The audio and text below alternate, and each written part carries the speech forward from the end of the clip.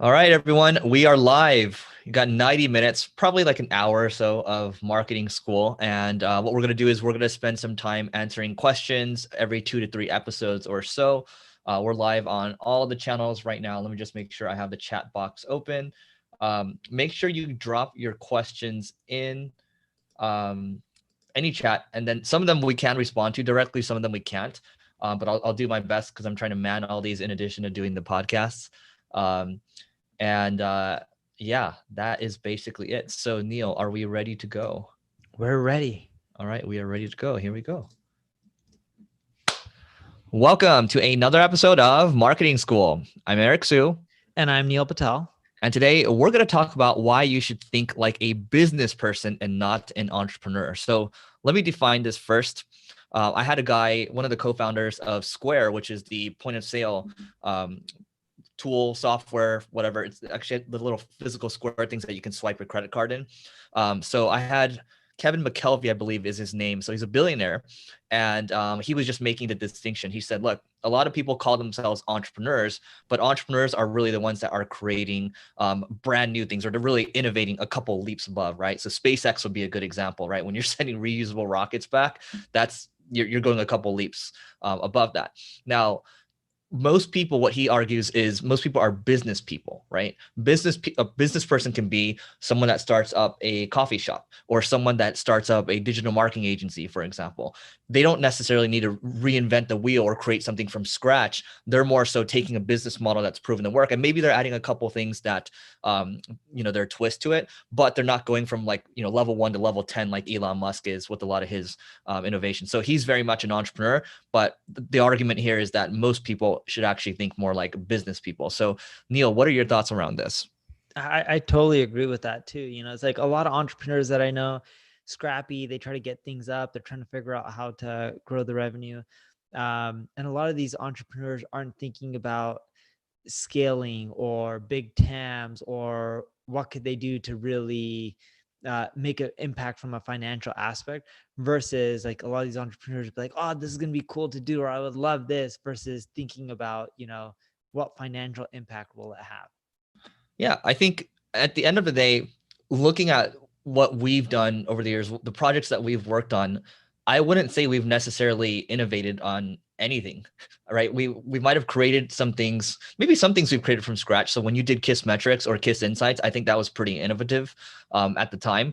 But for the large part, when you look at the agencies that we have, or the other things that we're doing, let's say you might be teaching people stuff. We're teaching people stuff over here. We're not necessarily going hardcore. So the point is here, take your time. There's a lot of other business models or ideas that you can take, maybe remix it a little bit, but you don't need to stress over becoming an entrepreneur and going for the home runs. All you have to aim for in business, in my opinion, long term, is you just aim to hit singles. Don't aim to hit the home runs all the time, because that's a recipe for failure. Yeah, you don't have to do anything new either. I was listening to masterclass session. Howard Schultz was the instructor, and Howard Schultz talks about how he rather bet. He thinks innovation is one of the hardest things to do, and he respects the people that do it. And he himself, rather focus his time on things that's not as innovative. And I agree with that. Like, I'm not the next Elon Musk. I'm one of those guys that just give me something that has a big TAM, a lot of competitors, and I'll go and figure out how to make it work. Yeah, look at some of the best. We've talked about thinking like an investor in the past. And so if you want to think like one of the best investors in the world, you look at Warren Buffett, and he just buys great businesses. He doesn't try to involve himself with tech or anything that's groundbreaking. He just wants to buy great businesses, sometimes with great brand like See's Candies, for example. And then he just wants to let it compound over time. And that's the game. I think for the vast majority of people, you want to probably think like a business person. And maybe there's a very small subset of you that are listening. You go out there, you're very creative, and you're a next level thinker, and maybe you go out there and you do the entrepreneurial stuff. But for me, at least, I realized over the years that, look, I'm just going to keep doing what I do, and take time with it and not have to stress myself out. Because you can see, if you do want to make you want to become the next Elon Musk, you have to also look at his lifestyle too. It's not an easy lifestyle. And he's also said that he doesn't recommend it. Like, he has to work on SpaceX, Tesla. And by the way, Solar City's rolled into Tesla as well. He's got all this other stuff going on. The It's boring not an easy company. life. Yeah. Boring company too, right?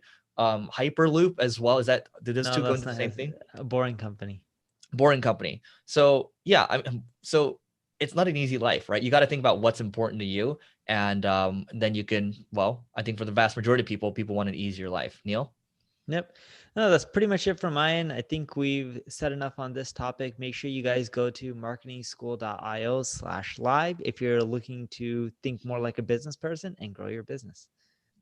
Oh, that was well done. Let's see. That was a good CTA at the end. This one. Ready? Here we go. Welcome to another episode of Marketing School. I'm Eric Sue. And I'm Neil Patel. And today we're going to talk about 7 content tools that will make you shine. So I'll go with number 1 first. As those of you that are watching the video right now, you can tell I'm blue right now, right? I look like a Star Wars character, and I can make myself smaller, bigger, and things like that. But the first tool is called I think it's a terrible name. It's mmhmm.app if you want to get access to it. I believe it's invite only right now. And you can request an invite, but this is from the creator of Evernote, Phil Libin. And think about it this way. Right now, we're all hanging out on video calls all day, and you need a way to stand out. And it's a really good presentation app. At first, I was like, why do I even need this? And I started using it more. I'm like, there's a lot of cool things I can do. I can make myself smaller. I can put myself, if I want to emphasize something on a slide, I can put my face right next to it. I can make myself fade away. And so, I think it's great. I'm fading away right now, but you can go check it out. It is open to apply. I think it's free to use at the moment. And so it's an open beta or private beta. And I think it's for anybody that does a ton of video calls on Google or Zoom, go try it out. Number 2, check out ClickFlow, and they have a content decay tool within there. What's interesting about this is you're going to write content. Most of your old content will start losing traffic over time. If you use the content decay tool, it'll tell you which one of those are losing traffic. So you can go in, fix them, update them. And then that way you start getting more and more traffic. The key is to update content that's losing traffic first versus focusing on updating content that's naturally doing well and keeps going up. Cool. Number 3 is CoSchedule. I think there's a lot of scheduling tools out there that you can use, but CoSchedule, that's CO schedule. And it has stood out to me over the years because it just makes life easier, especially if you have a content team and you need to coordinate your efforts. They have done pretty well as a company, so would recommend them. Number 4 is Polylang. So if you have a blog, the easiest way to grow your traffic and shine is to translate into multiple languages. And Polylang helps you do that. It's a WordPress plugin/tool that allows you to go after multiple regions at once. All right, number 5, this is not exactly a content tool. I mean, it's more of a workflow automation tool, Zapier, but think of it this way. When you're creating new content, you can have, let's say we do this podcast. Well, when a podcast comes out, it's because our podcast is on an RSS feed, we can automatically push it to a Google spreadsheet. So we have all of our podcasts just showing up in there. We can also push it to WordPress if we want. We can push an email out if we want. We can set up all these automations. And if we think about content as a game, there's a lot of moving parts, right? So that's the game that you're playing. And so it's hard to manage all of it. So it's better to automate a lot of the mundane tasks that you're working on. Number 6, Restream. If you are going to create videos, might as well go live and leverage all the networks out there like we're doing right now. Check out Restream. It makes it really easy. With a few clicks of a button, you can be getting more traffic, more eyeballs, more attention versus just using one network. Damn it, I forgot to set live on yours. Anyway, number 7, Airtable. Airtable is a godsend. Just think of it as Excel spreadsheets or any type of spreadsheets on steroids. It has really helped us on the social media side organize all of our content efforts. So literally when my team will put up a bunch of chopped content of me, I can approve it and I can check off where I posted it to. They can also schedule it as well, but it puts us all on the same page, and we can also look at things from a 30,000 foot view. So we can get really granular, or we can go 30,000 feet up. And so they have a free option, freemium option. They do have a bunch of templates that you can just take and deploy as well. So if you want to organize your content efforts, definitely recommend Airtable. First I thought it was a bunch of hype, and then we just started exploring it, and we found it to be a huge time saver. So that is it for today. Text us 310-349-3785. Again, 310-349-3785. 63785. Actually, a lot of the topics that we source today come from the community that we text, and we'll let you know when we do lives like this or if we do events around your area. And that's it for today, and we will see you tomorrow. Ready? I'm ready. All right, you're cranking through it. Here we go. Welcome to another episode of Marketing School. I'm Eric Sue. And I'm Neil Patel. And today we're going to talk about how a LeBron James card, basketball card, sold for $1.8 million, right? And how it applies to marketing. Did you read about this? I did not. I'm actually curious about this. I'm like, all right, Okay. what happened? I figured out it was a basketball card because it's LeBron James. I mean, the crazy thing right now is there's a resurgence in sports cards. Maybe because, I don't know, everyone's at home right now, but Gary I don't know if I told Vee, you. Dan Fleshman, I'm seeing all of them post on Instagram all about it. One Pokemon card sold for $60,000. I think there's ones that are worth up to $100,000. So I think a lot of people, in high school or elementary school, I actually had some Pokemon cards. I had some Yu-Gi-Oh cards. These are worth a lot of money now. And so what's happening is these prices are getting higher and higher. I think there's going to be a baseball card that's going to go about for 1.5, 1.6 million. And so, how does this apply to marketing? I think one of the key lessons to start is, if more and more people hype it up and more people talk about it, naturally prices are going to go up. That's the first lesson. Neil, do you want to add anything? I can just keep going. Keep going. Okay. Number 2.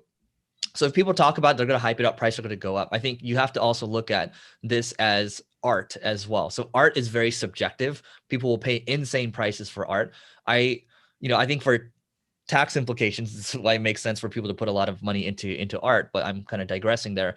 This is another way, right? A lot of people, again, it's subjective, but you have a lot of nostalgia growing up looking at Michael Jordan, you have maybe Kobe Bryant, LeBron James as well. These are a lot of cards. These are like, hey, it speaks to me. It's worth it to me. And I'm also, kind of diversifying my holdings where it's not all in cash necessarily. So from an investing standpoint, it kind of makes sense. But how it applies to marketing, there's a scarcity mentality here. As things are, things that are scarce and that are in demand, naturally economics, it's worth more. People are willing to pay more. So we had one guy that Raghav, he used to work for Single Grain. He now works for Team Gary, and he actually wrote like a 6,000 or 7,000 word post on how to get started with sports cars, and it just went crazy, right? All these influencers are pushing it up, and you can literally on Instagram now, people are starting these you can just buy directly. There's I think it's called StockX Trading or whatever, and you can buy these cards directly. And I almost bought one. I almost impulse bought right there. It's really easy to buy when you have, these things are in demand, and you just put really good looking cards up there and you make it easy to buy. Boom, it just starts to get bigger and bigger and bigger. Now, one thing to note with this kind of stuff is typically the quicker something rises in value, the quicker it can go down as well. I'm not saying they're going to go down, but usually when something isn't a necessity, like you don't need it, like Eric mentioned, it's art. During good times, art could be worth a ton of money. During bad times, if the demand's not there, the values can go down. It's all subjective, but just keep that in mind. And one thing to note is when you're doing marketing, if you can have influencers talk about your product, your service, if you can do amazing storytelling, you can create, in essence, another type of value which can increase the amount that you charge for whatever it is you're selling, your service, your product, because it's perception. So if you have a lot of influencers and people talking positively about it, or pretty much saying it's something amazing, just look at brands like Louis Vuitton. What's the real difference between Louis Vuitton and something else of a t-shirt that's made in India? Not really much other than a logo. Like, it really comes down to value. And if you can set yourself apart and have that prestige factor, you can end up charging a premium. I think the final thing I'll add from my side as how it relates to marketing is a lot of this is subjective, right? So, and a lot of marketing creative is subjective. You don't really know what's going to work. And so, keep that in mind. And you also have to look at where, we talk a lot about SEO on this podcast, but look at Google Trends, right? Look at where you want to skate to where the puck is going, what's trending in the right direction. And then you want to jump on that, right? Because that's a lot of times you're trying to jump on it while the wave is hot. And interestingly enough, as it relates to Google Trends, SEO is having a kind of resurgence right now. There's a lot of, if you search for search engine optimization versus social media marketing or influencer marketing, SEO is actually shooting past it right now for whatever reason. So pay attention to the trends. I think that applies as well. Neil, you want to add anything else?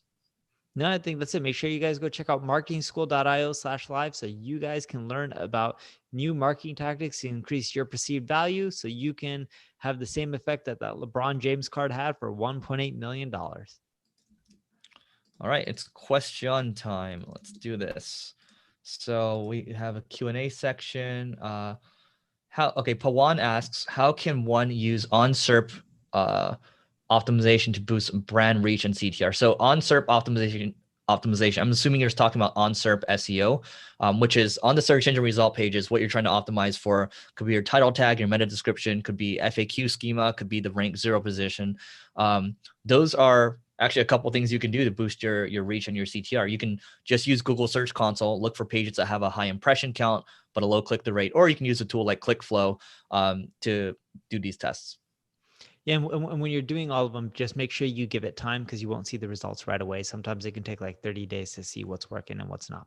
Cool, that is a good point. And then let's go to Coding Mania. Eric, is it a new thing you're trying with your video or something's wrong? There's nothing wrong, okay? I'm just blue. This is my Star Wars version of me. I'm using and let's see. Cynthia says, Neil, I love your content marketing unlocked. You rock. Thank you. Ankit asks, what is the best way to find the first few clients for a social media marketing agency? Outreach. Just go and look for clients who've been well-funded on places like Crunchbase. Reach out to them and try to close them and get them as a client, because anytime someone has recently raised money, they need to spend it, and you can pitch them on spending that money with you. And you'll be shocked at how many of these people will say yes, as long as you can show them what you're going to do for the money. If you can't show them anything, then it's going to be a tough sell. But if you can, you're pretty good to go. Jose asks, so talking about being scrappy as investors, what do you look for before investing in a company besides financials? I think there's a million things, but I'll talk about it from the context of like a SaaS company. So if you're looking to invest into a SaaS company, software company, well, you want to be looking at churn rates. So, what percentage of people are churning out each month, annually. You want to be looking at the lifetime value of a customer, right? And you also want to be looking at some intangibles as well. Like you might have audiences, you might have assets. How can you plug it into your business, what you have? And at the same time, you're also looking for redundancies too, right? So there's a lot that goes into it. I recommend reading a book called Buy. I think Buy, Then Build. Yeah, that's what it is. But Neil, I'm sure you have some thoughts too. Pretty much answer it. I would actually read that as well. Funny enough, I know someone who's actually reading that right now.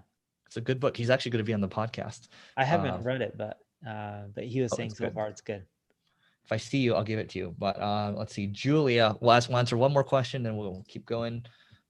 Julia, are you using Restream, and did it take a while for LinkedIn to approve your accounts for lives? Heard it takes long to get approval.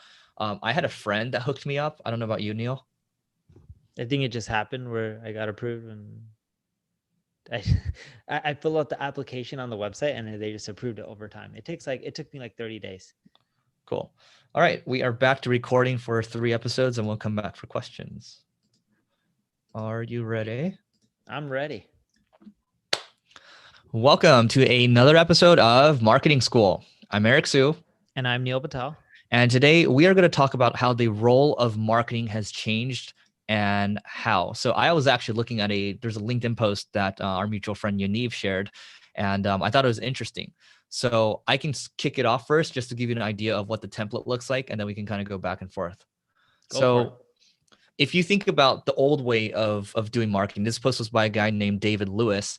The old way was a lot of, outbound marketing, right? Outbound marketing could be maybe you're posting something on a billboard, for example, right? And so, outbound marketing that's one thing. The other one is thinking about sales owning the buying process, right? So that was the past, right? Sales, marketing is marketing, but sales is sales.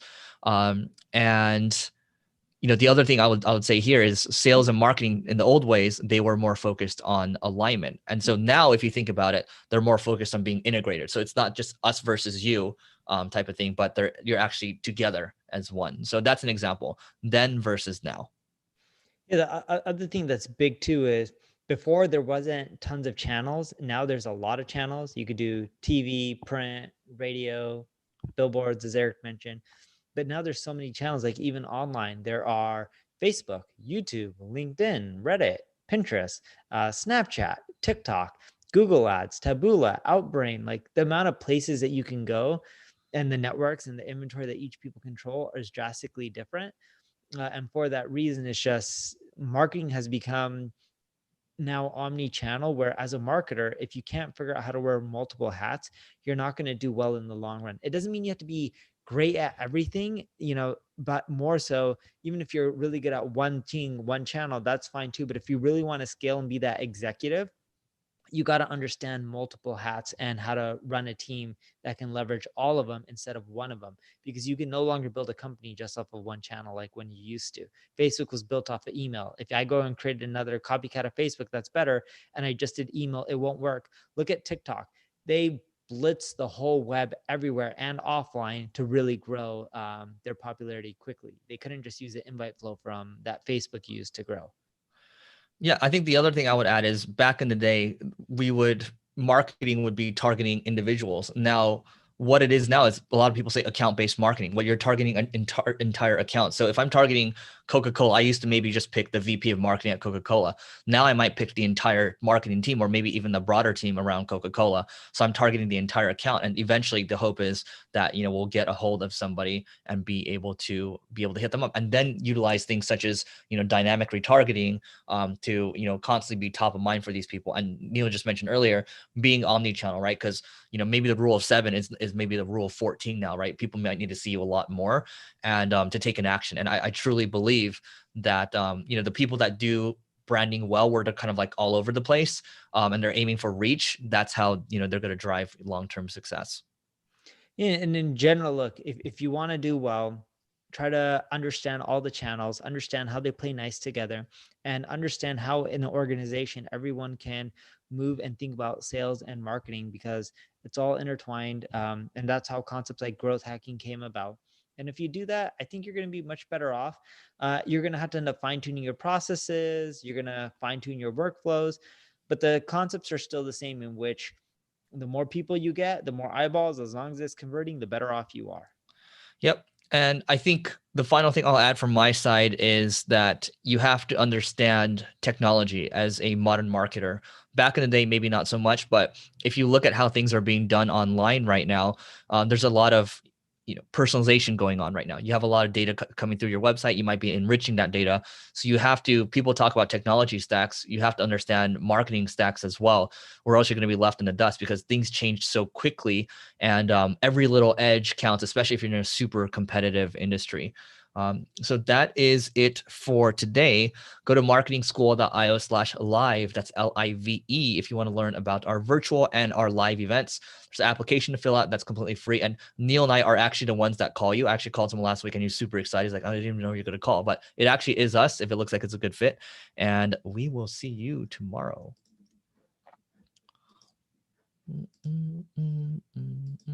Ready? I'm ready.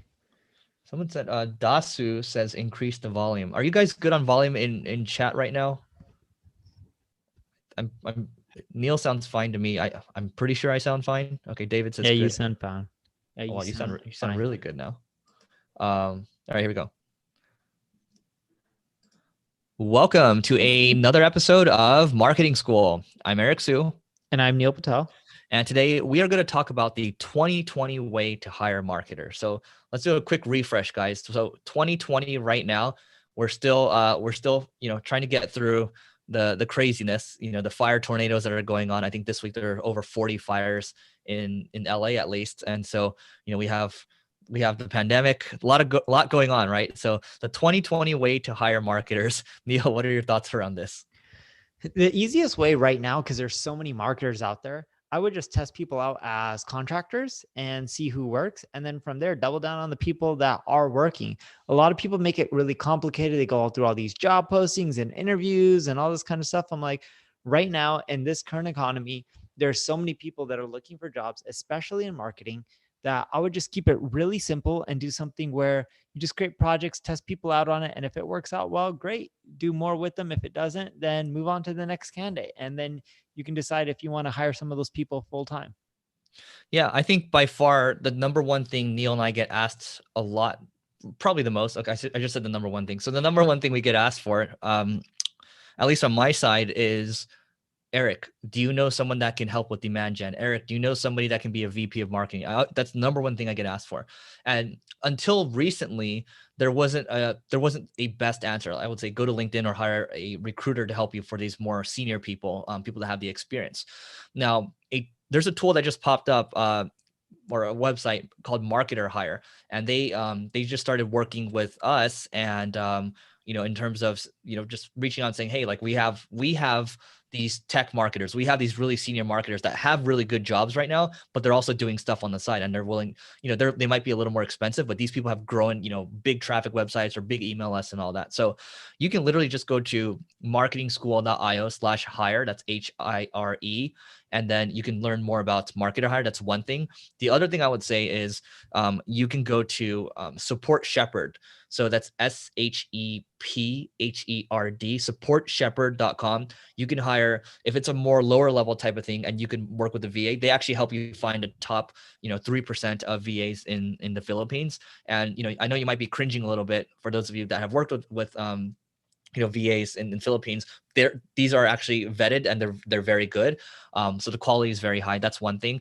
We've mentioned sites like Upwork in the past as well. So Upwork is good. And then, good old fashioned, just sometimes what you can do on LinkedIn is, and I got this from our mutual friend Yaniv, you just post on LinkedIn and say, hey, who's the best SEO? And then maybe you might tag a couple, tag them in here. That's what you might say. And then you might tag a couple of your friends that and then they'll just start tagging. And what happens is, because everyone's commenting and people are liking it, it gets bigger and bigger. It gets more and more reach, right? And that's actually worked out pretty well in the past. And obviously, if you have an audience, you have your email list, you have an Instagram, whatever it is exactly, hit them up and just say, hey, look, I'm looking to hire, tell them to go over here and, just keep utilizing what you have. Yeah. And like I said, I don't really have much for my end. I've always done with the model of you hire people early on, you test them out, and if it works, great. Because I've been through tons of resumes. A lot of people can talk to talk. Everyone has certifications these days, but I want to see people in action on my business, growing it. If I want to hire them full time, I want to see what they can do and have them break down things that need to be fixed, change, and then go from there. The proof is in the pudding. It's not that hard for people to give you feedback and ideas. If they can't do that at first, then they're probably not the right fit. Yeah, and what Neil's really touching upon is it's the test project, it's the test assignment, because that's where the rubber meets the road. I would recommend Googling a search for Basecamp test project. You should be able to find. They literally have a process for how they run their test assignments. I believe this is more in the context of hiring a developer, but basically they'll get on a call with you in Skype. Maybe they'll type a couple of things and they'll say, okay, here's a test assignment. We're actually going to pay you for that test assignment. I prefer, if it's more than a couple hours or so, I prefer to pay for them because I just don't like the idea of people doing free work. So keep that in mind and see how it goes, because you're going to learn a lot. To Neil's point, how well do they communicate? Are they fast? Do they hit deadlines? Do they work well in a team environment? These are all things that what I like doing, especially if you do a week type of thing, if you're fortunate enough to get them for a week and pay them for a week, you're going to see everything. Are they a culture fit? All those little nuances, you might be able to fake it for a day or two of work, but you have them for 7 days, everything will come out. There's nothing that they can hide. So that is it for today. Once again, you can go to marketingschool.io/hire. That's HIRE to learn about Marketer Hire there, or you can go to marketingschool.io/live, LIVE, to learn about the virtual and the live event. So that is it for today, and we will see you tomorrow. Is it question time or no? No, one more. Wait 1 minute. All right. One more, then questions, guys.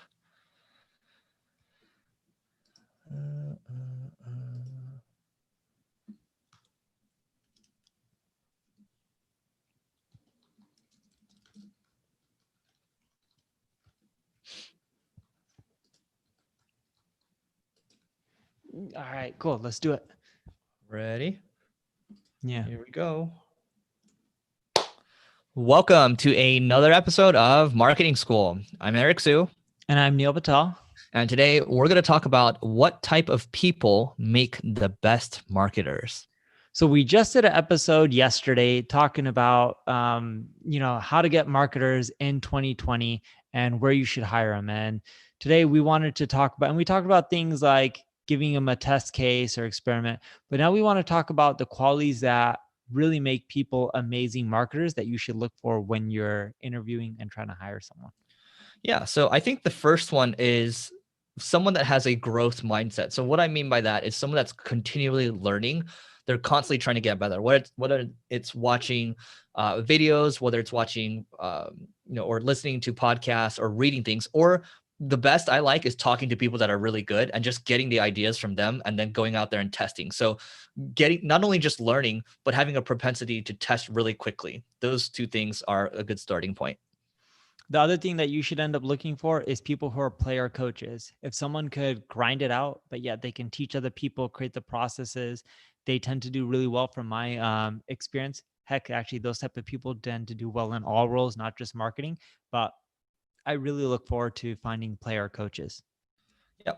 And I really like people that have I actually don't mind if people have side projects because whatever their learnings are, they actually translate over to the business. And if their side project takes off, then great for them. All the best for them, and they can go do their own thing. But some of the best marketers I've seen, they all end up doing their own thing. So you want to be able to keep them for as long as you can, and you want to reap the rewards from whatever it is that they're learning. So that's one thing. The other thing is, for some marketers, I'd say for maybe most marketers, you have to be creative, right? And when I say that, I mean, think about the psychology of your customers. So the reason why we talk about copywriting a lot on this podcast, and I've mentioned the book Breakthrough Advertising a lot, is because it teaches you the psychology of people and taking them from completely unaware of the solution to presenting them forward with a deal. There's a lot of psychology that's involved, and if you look at some of the greatest copywriters in the world, you can see that one long form sales page, and I've actually done this before. I've actually converted on something for a couple $1,000s just by reading something. They know how to tap into emotions, and then from there, they know how to drive creativity. So creativity isn't just being like a creative, and just do whatever you want. It's more so understanding psychology first and doing some studying, doing some research, and then coming up with your creative. You also need to have as a marketer, you need to also know how to do research and learn, and also be analytical at the same time. So here's what I mean by that. In marketing, you have competition. And there's people in the same sector. There's also people in other sectors that are similar, but they're not your direct competition. A lot of these people are spilling their beans, on sites with case studies, podcasts like Eric's Growth Everywhere, where they're talking about their numbers and what's working for them. So if you can do your research and you can learn what's working for other players, like if you're in software and you see what works for other software companies and you start copying and implementing some of those tactics, you'll find a much higher success rate. So for example, with one of my teams, we go and we copy what other software companies are doing. And we're finding that usually when we leverage other people's tests, we're winning at roughly 1 out of every 4 times. That's not bad because we're getting our inspiration from them. And the analytical part is when you're testing out these concepts that you're learning, you need to look at the numbers. If the numbers show that something's working, chances are it's working. If the numbers show that it's not, then it isn't working. Like the numbers don't lie. Yep. 2 more things from my end. And I think to Neil's point about testing, so 25% is a really good rate. I think for most people, you're lucky if you can get a 10 to 12% success rate on your test. So you have to be numb to losing. This is why, some of the best entrepreneurs I've talked to, not just marketers, they have a gambling background, and gambling actually makes you numb to losing. Me playing so much poker and taking it in the face so many times, right? That sounds wrong. Getting slapped in the face many times, it makes you numb to losing. And so that's what marketing is. A lot of times things aren't going to work out. And what I would add to that is the greatest marketers I know are not just necessarily the best individual performers. They are team players. So yes, you can have some that are amazing at paid ads, or SEO or whatever, but if they don't work well with people, you probably don't want them on your team, because we're talking about a team right here. So You need to have people that have moved beyond just, hey, I'm really great. Now they want to move beyond that and go to our team is great. To Neil's point earlier, you want to have player coaches. You want people that can lift everyone else up. These are the best marketers. Anything Yeah, else, and Neil? last but not least, on my end, I know I mentioned player coach and Eric just mentioned it again. When you're doing experimentation and everything, you need people who are persistent. And the reason I say you need people who are persistent is one little thing isn't going to make or break your marketing or grow your business. It's a lot of little things that add up. And it's all about those marginal gains. If you do a ton of little things right, that's what allows you to win in the long run. It's not one thing. There is no silver bullet. So unless you find someone who's persistent, that's willing to chase all those little things, you're not going to win. Well, I got one more. So kind of related to the team player aspect, someone that is very coachable. So it's not just I remember early in my career, I was learning so much. And at one point, I think I got pretty cocky and I thought I knew everything. But that's not the way. It's you want to still be coachable. You want to be able to take feedback from other people. And so what I would recommend for some of your top performers, you hire them a coach. And if you think about it, it actually makes a lot of sense. And there are services out there that will cost, some might be a couple thousand, some might be a couple hundred a month. But think about it this way. You might, oh my God, that's so much money. But your people are your most important asset. So if you put in like a couple $100 a month and they get better and they learn more, they're also going to be more grateful. That's also a retention mechanism as well. So I'm actually talking about culture and hiring now, but just think about it that way. The best marketers are coachable. And if you are in a position where you can hire someone or help put some budget towards helping people with their long-term growth, that's going to go a long way. So go to marketingschool.io/hire. That's HIRE to learn about marketer hire if you want to go hire great marketers, because those are where a lot of the elite marketers are hanging out. And that is it for today. And we will see you tomorrow. Question: any books for the basics of business from Akarsh? I recommend the Hard Thing About Hard Things. That's the #1 recommended book on the Leveling Up podcast.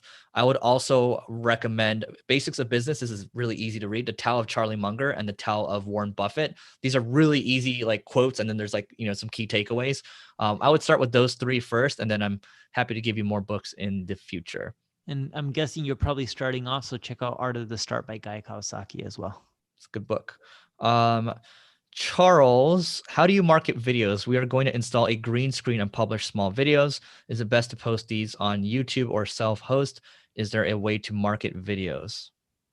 I would do all the social channels and not just YouTube. If you're going to do YouTube, I have an article that breaks down everything called neilpatel.com/blog/YouTube-SEO. And it breaks down how to do really well on YouTube.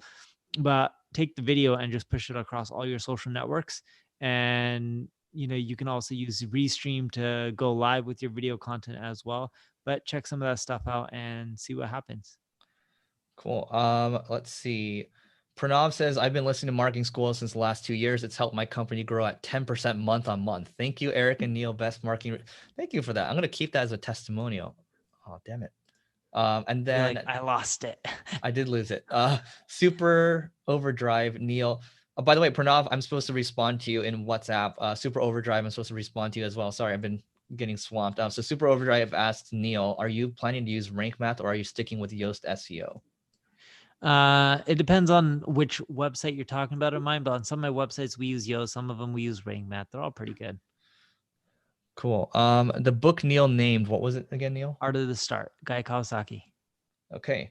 Let's see, what do we got here? Is it a marketing strategy to appear blue in video conference? Yes. Let me tell you why, Charles. I'm doing this blue right now because it's remarkable for right now. Once everyone gets it, it's no longer remarkable. Now, right now, when I appear into chat rooms, everyone talks about it. Oh, Eric, you're looking a little blue today. Eric, you're like, is Eric this, right? So that is kind of marketing because you're trying to pattern interrupt, and this is a pattern interrupt right now. We'll answer one more question. And Alejandro says, hello from Mexico. Big fan of your content. Can you give an example of how was your last hire? If you can clarify what you mean. I don't know what it means. Neil, do you know what that means? No. Okay. So clarify what that means. We'll answer it. And we are going to do 2 more and answer questions, and then 2 more and answer questions. Let's do it. All right, here we go. Well, Akarsh is going to buy the book. Look at that. Can you please mention the books here? The hard thing about hard things. The art of the start. Tell of Charlie Munger and Warren Buffett. Startup CEO is another good one. The Great CEO Within. There you go. I gave you guys 5. All right, here we go. But the blue is very glue. What does that mean? Gagan. The blue is very glue. I don't All right, know, here but we it go. rhymes. I like it. Here we go. Welcome to another episode of Marketing School. I'm Eric Sue. And I'm Neil Patel. And today we're going to talk about 7 brutal SEO truths. So, number 1, SEO is a game that never ends. So, most people think you get your rankings and that's it. Because there's so much competition with over 1 billion blogs on the web, if you're not constantly updating your content, you're not going to do well in the long run. You may get the rankings in the short run, but you're not going to win in the long run. So you got to keep updating, tweaking, making it better than the competition to keep staying up there. Yep. And I used to think SEO would happen in 3 months or so. If it's a brand new website, we're talking about a 12 to 18 month journey to even start to see results. And even then, you have to continue to put into it. And I just think a lot of people do not have that long term mindset. They don't have the long term overview or outlook. And what that ends, I mean, that's good for the people that stick with it, right? So you have to be willing to stick with it. Yeah. Number 3, right? Yep. Yes. So number 3, what you'll also find too is content ranks better than anything else. You may want to end up creating videos, audio. It doesn't rank as well. You may want to promote your services, product landing pages. You can still rank them, but content tends to rank better than anything else, whether you like it or not, even for terms like auto insurance. So you got to start writing content. Yep. And number 4, it's not free. People say it's free traffic. Even though I was on a podcast, there's like, it's free traffic. It's not free because the time that you're putting into it for the content, the money that you're spending on it, the team that you have, it all adds up. And so I would argue it's pretty expensive. Paid ads could scale exponentially, but SEO is still not a cheap cost. So yeah. Number 5, pay-per-click always converts better than SEO. With pay-per-click, you can control your landing page and what you show. You can't with SEO because you got to please the search engines and humans. So what you'll find is your conversion rate won't always be there. It doesn't mean the ROI is not there. The ROI is still higher in the long run than paid. It's just that your conversion rates, so like when you're backing out your numbers and creating projections, your conversion rates aren't going to be anywhere near what your paid ad conversion rates are. All right. Number 6, look, it fluctuates a lot. And, Neil and I will call each other in the morning. It's like a Google update hit. Oh, this happened over here. You never know what's going to happen tomorrow. And they're always changing. I think over the year, they changed thousands of things, thousands of tweaks with their algorithm, right? So it's up and down all the time. And sometimes it could be like a 10 to 20% gain. Sometimes it goes the other way. So what I would say the key takeaway here is that there are no guarantees in SEO. Just because you put in the work, just because you're doing the content, just because you're building links and you're doing what people say that you should be doing, it doesn't mean you're necessarily going to be successful. And last but not least, although SEO is an amazing channel, you can't fully rely on it and the only channel. You have to go omni-channel. Companies like Quinn Street that were just built on SEO aren't doing as well as they used to, and the list goes on and on. If you diversify and you go omni-channel, you're going to be better off. And what you'll find is when you do pay-per-click, when you do SEO, when you do social media marketing, they all work better and they're much more effective when you do them with other channels.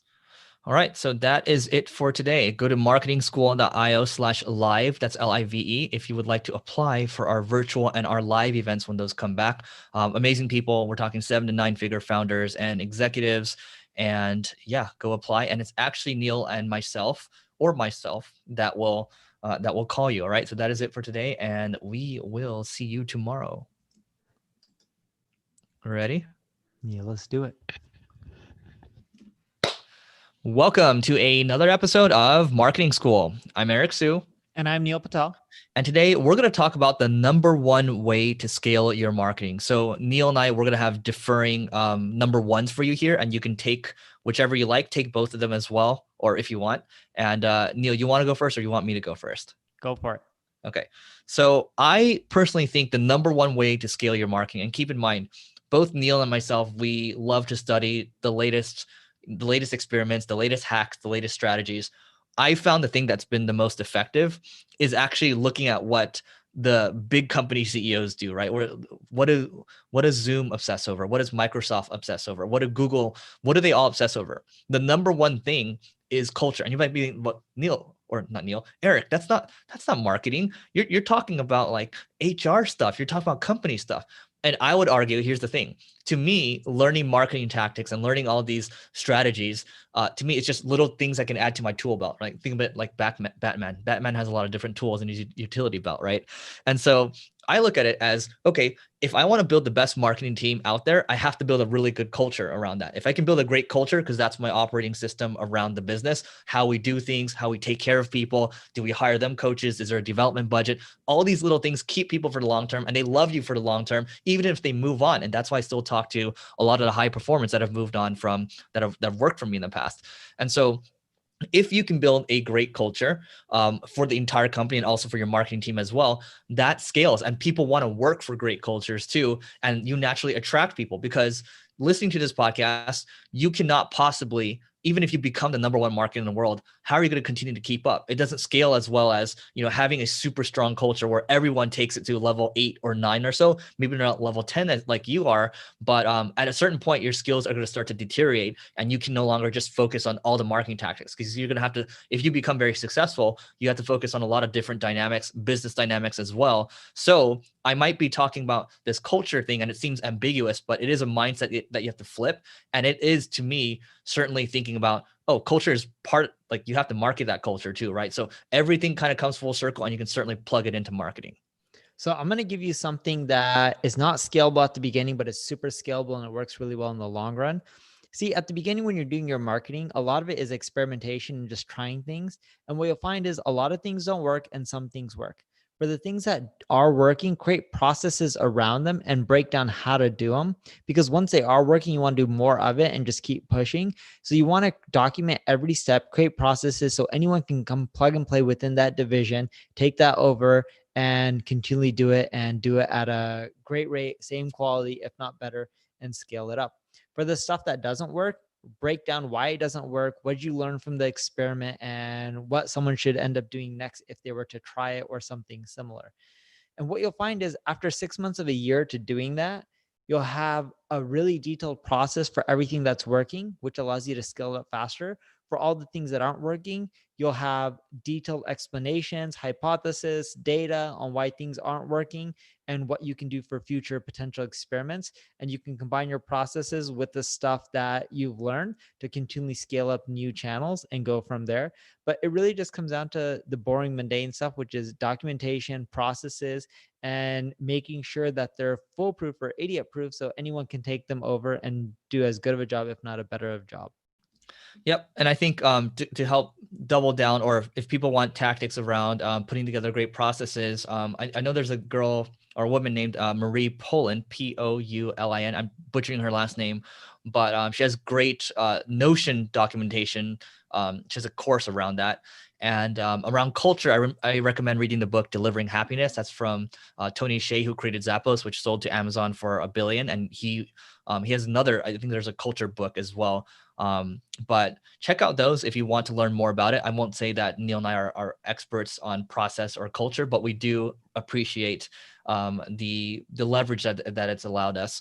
So that is it for today. Go to marketingschool.io/live. That's LIVE to learn about our live and virtual events. Apply. It's a really great group of people. And, we try to, we screen hardcore. So it's actually Neil and myself getting on these calls. So that is it for today. And we will see you tomorrow. Young Boom, you went to high school with me. I don't know.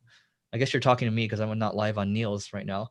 I guess good to see you. So let's answer some questions. Dude, it's crazy. I'm like, Tony Hsieh probably made a killing off of Amazon stock. For sure. She probably kept the bulk of it too. Good for him. Yeah. Let's see. So do you create your own content or do you hire content writers? Neil, what do you do? I create my own content. We have writers on our side, so it just depends, right? Because it also depends on the season too, because for a period of time, Neil started writing and then he had other writers and then he went back to creating, right? So yeah, it just depends on mood, timing, all that kind of stuff. But yeah, you got to figure out what works for you. Yep.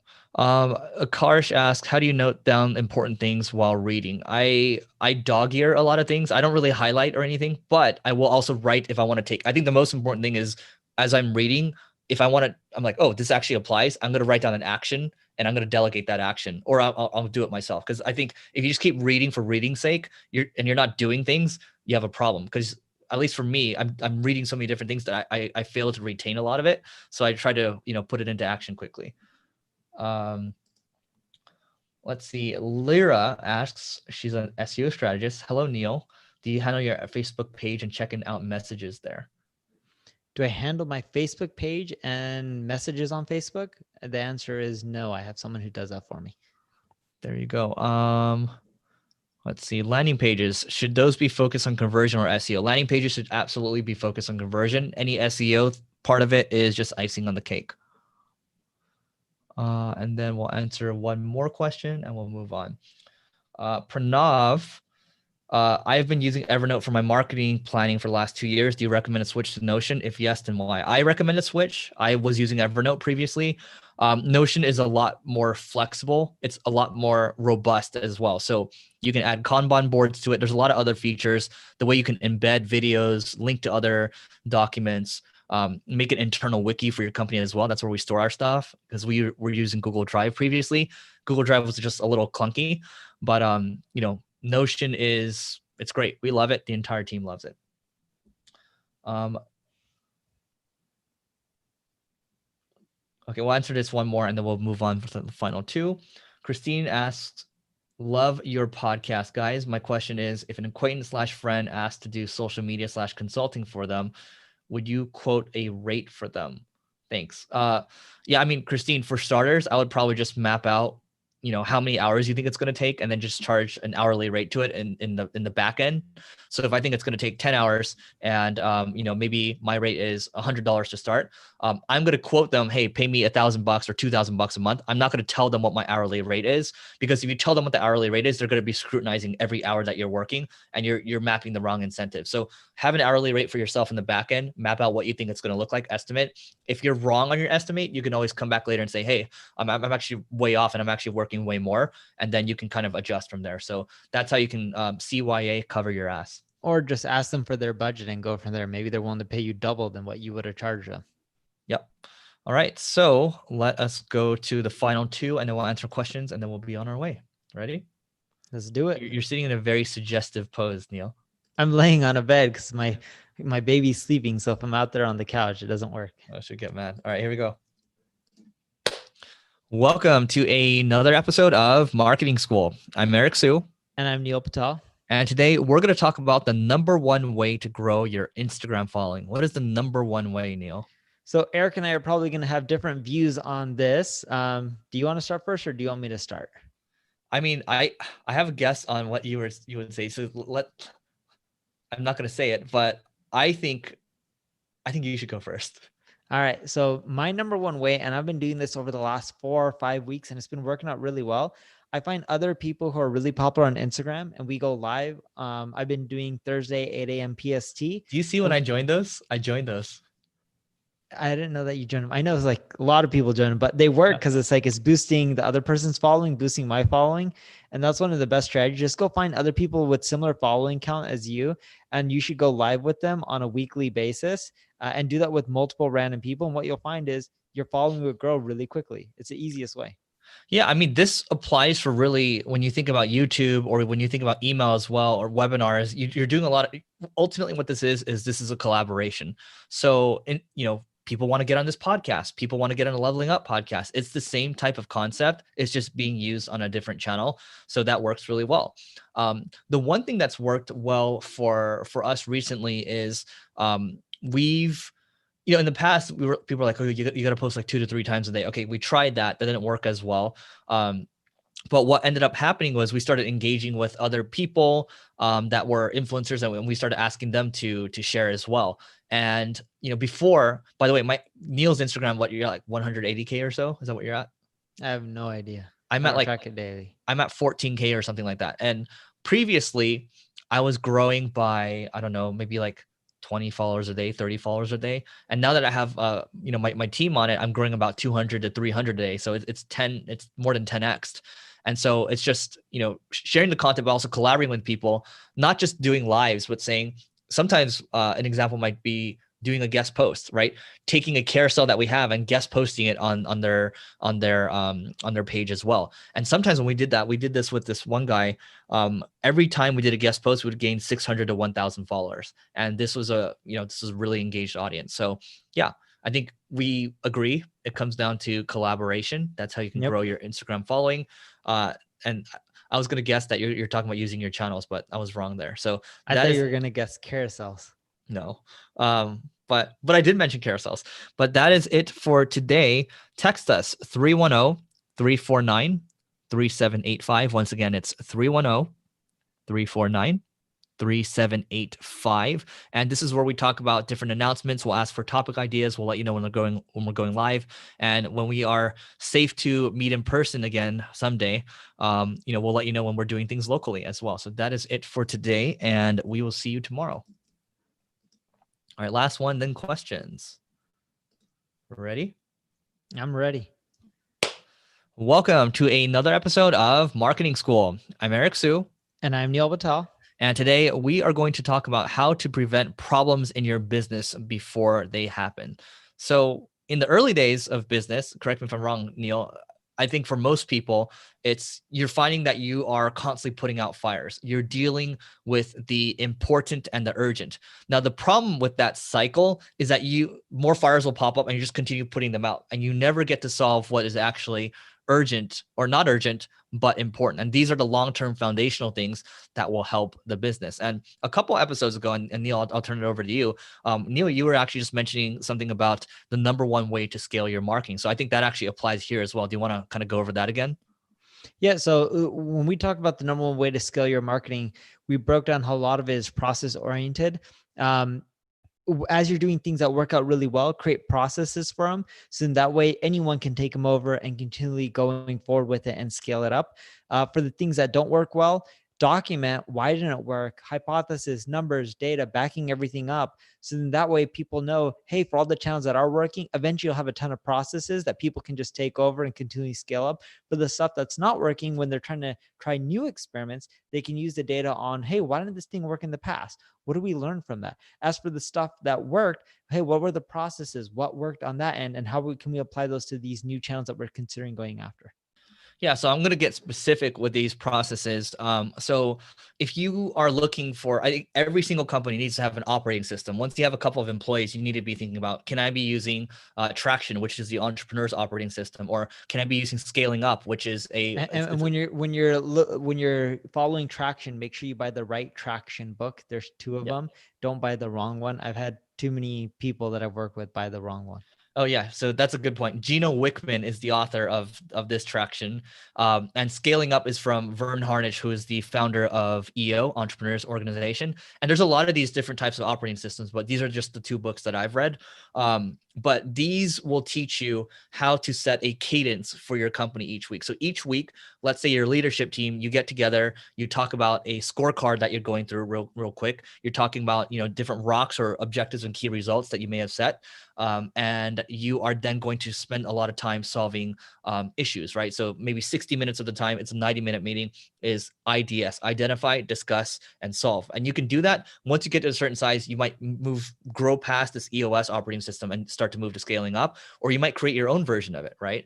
Now, the whole idea here is that you are in effect talking about these long-term issues and then putting a solution in place so you can actually solve that problem and not let it happen again. I think in these books as well, they also will give you a cadence for what does your quarterly planning look like. So every 90 days you do a quarterly planning. What does your annual planning look like as well? Also, there's a book called The 3-Hag Way. So that's a 3-year planning, okay? And then you have a BHAG, right, which is like a 10 to 25 year outlook, right? So you have all these hags, right? And I think it's also really important every quarter, what you're trying to do is you ask yourselves, hey guys, what should we start doing? What should we stop doing? And what should we keep doing, right? So you have all these systems in place. To Neil's point, process is important. Process will help you scale. You have all these systems in place where anybody, hopefully anybody can run the business, right? Let's say the CEO maybe quits, leaves, whatever, or, get sick or whatever. You can just plug someone in and you are good to go, right? You want to make your business defensible, and that's what a real business is. Otherwise, at the end of the day, what's the true business value there, Neil? And another thing that you can end up doing to prevent problems, and I learned this from watching a lot of interviews online. And funny enough, watching the interviews is kind of similar to the advice that I got from watching Elon Musk. And Elon Musk ended up saying, look, there's so many CEOs over the years. Business concepts, principles haven't really changed too much. So there's a lot of books on tape of all these successful CEOs, from like the IBM CEO to Elon Musk to whatever it may be, people talking about the errors, mistakes that they made. Read from them, learn them, and try to avoid the mistakes that they break down, because these concepts and principles are very similar. And the moment that you start making the same ones that other people used to make, you're going to not succeed really, right? But if you avoid making the mistakes that other great people have made before you, you're much more likely to succeed, because all that'll be left is the stuff that you should be doing. That's a really good point. I think learning from CEO interviews, or even joining peer groups like, Entrepreneurs Organization or YPO or Vistage, there's a lot of these different peer groups that are out there. I know for me, when I was about 27, when I took over Single Grain, there's a lot that I didn't know. And you don't know what you don't know. And these people will guide you because they've been there before. They'll talk about things that you would have never, ever suspected. And a lot of these people, they're in different industries and they have much more experience than you do, and you can learn, right? So the key thing is what Neil's saying is learn from other people's experience so you don't have to make the same mistakes and you can sidestep those mistakes. So that is it for today. Go to marketingschool.io/live. That's LIVE. If you want to learn about our virtual and our live events, amazing people, amazing speakers, amazing networking. That is it for today, and we will see you tomorrow. All right, David, let's answer your question. So if you get a moment, would really appreciate a 1, 2, or 3 response to the 3 options I asked about. Okay. I'm going to just read other questions first, and we'll try to get to that if we can. Pranav asks, how do you keep calm and not get irritated when non-customers criticize you on social media or WhatsApp business? You ignore it. Straight up, just ignore it. Like, that's the best thing to do. If you don't know about it too, ignorance is also bliss. A lot of people out there try to like, oh, what did my customers say about this? Or what did customers important, but what did this random person in the industry say? Like, who cares? Don't pay attention to them. Cool. So David, thank you for reposting this. We want to improve rankings and ultimately online course sales in the UK, Canada, so worldwide. Which of these 3 strategies should we implement? Number 1, create slightly different localized index pages with a different country pricing using different TLDs like, .uk, .in. Number 2, should we use a WP geolocation plugin? Number 3, should we just use a WordPress geolocation plugin and use the same page but serve up a different pricing? I just understand from your blogs that it's good to do different TLDs when you are going to countries with different languages, but wondered what to do with other English-speaking countries. Wait, I'm reading over them again. I'm like, create slightly different localization index with different country pricing. Like, so 1, I just use subdomains. That makes it the easiest. They give us, I just use subdomains. And then for pages that are like, and subdomains will be for each country / language. But if, let's say I have an English page and the English page works for multiple countries and I'm not going to have a different language for that country, then I would just keep it the same .com / whatever. And what I would end up doing is I would just change the currency and adjust the content for that region. Cool. Linda asks, we'll do 2 more questions. For Crunchbase, is there a series that you go after, A, B, or C? I think it depends on what you're looking for, Linda. If you can give us a little more specifics, I think we can help you with that one. Pawan asks, how can I get a client to trust without a customer testimonial? I had a few meetings scheduled and even had great discussions, blah, blah, blah. So, I mean, references are always good as well. If you're talking about testimonial, like something appearing on your website, I mean, the other thing I would do is references. But if you can't get that going, what I've done in the past, in the early days, was I said, hey, look, I don't have any testimonials right now. I would actually like for you to be my testimonial and I'll do the work for you for free. Are you willing to do that? And yeah, try to cut them a deal. it's always up for negotiation. Oh, and going back to David's question, I see at the very end, he did say English for all countries. So he's not trying to translate the languages. If you're not translating the languages, don't do 1, 2, or 3. Just keep everything the same, your .com site. And just maybe that is 3. Should we just use serve up different pricing? Yes, so you would pick number 3. Keep the .com, don't put subpages. It's all English, and just change the pricing and content here or there if you have to for that local region. Cool. Last question from Victor from Hong Kong. Assuming someone like myself with no prior work experience in marketing to show for in CV, any advice on how to capture the attention and impress a potential recruiter on the first interaction? Could be cold email, phone conversation. So here's what I would do. And I'm pretty sure Neil will do this too.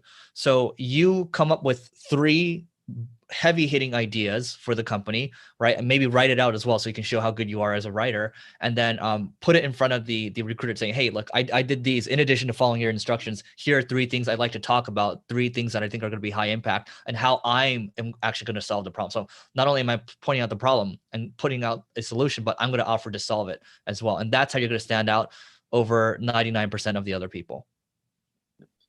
Well, cool. Thank you everyone for your time. Appreciate you guys joining. I hope you guys have a lovely weekend.